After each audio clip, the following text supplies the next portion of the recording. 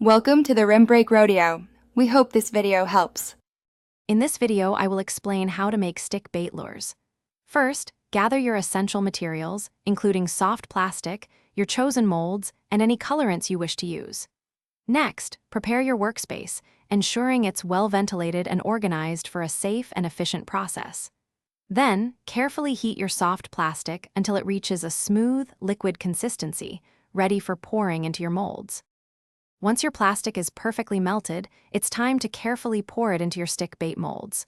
Take your time to avoid air bubbles, filling each cavity evenly. After pouring, let the plastic cool completely. This usually takes around 10 to 15 minutes, depending on the lure size. Finally, gently demold your new stick baits, being careful not to damage their shape or finish. Now that your lures are demolded, you can customize them. Consider adding a few drops of fish attractant sent to the plastic for an extra edge in the water. Next, carefully trim any excess plastic or flashing from the edges of your lures to achieve a clean, professional finish.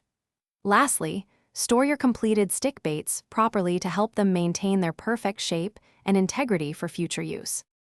To take your lure making to the next level, experiment with various color combinations. Matching the local forage can significantly increase your success. Also, try adding a small amount of fine salt to your plastic mixture.